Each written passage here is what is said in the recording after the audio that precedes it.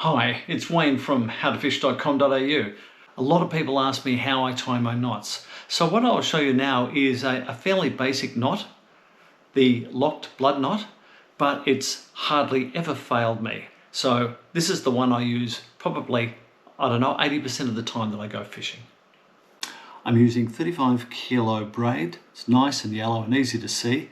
And I'm using a size 6.0 heavy gauge hook, which is also easy to see. So all you're doing with the blood knot, first off, you thread the line through the eye of the hook. Give yourself quite a bit of room to play with. This tag, make sure you've got plenty of room to play with, because you want to be winding that around itself. And it's easier if you've got plenty to play with. So I've put that through there, and I'll create a loop simply by winding this around itself. As I do that, I have a loop here. So I'll wind that around itself about 6 times, normally about 6 times on monofilament, unless it's really heavy gauge, and then I might only have to do it 3 or 4 times. But I'll do it 6 times. Then I take the end of that tag, and I put it through that loop, the loop that is close to the eye of the hook. So what I do is I push it through that loop. Now, as I do that, I've created another loop. So I've pushed it through that first loop, and then, one more time, I place it through this loop that I have created. That is what locks it in. So putting that through that loop, I put it through, pull it, then I hold the hook and the tag,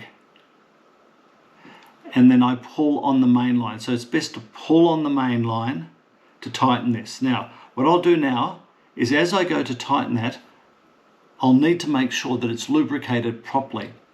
If I don't lubricate it and I'm using something like monofilament, that becomes abrasive and can create a weakness.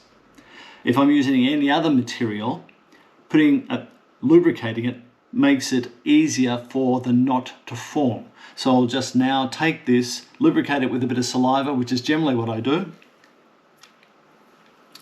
and then pull that tight.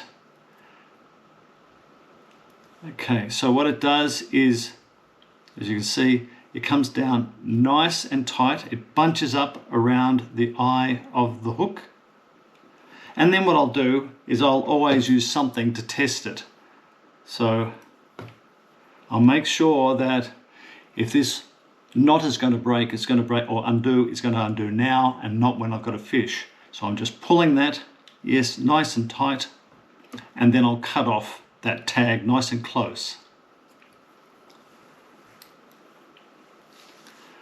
So I'll just cut that off.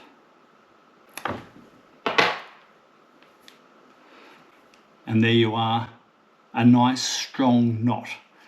And the harder it pulls, the tighter it gets.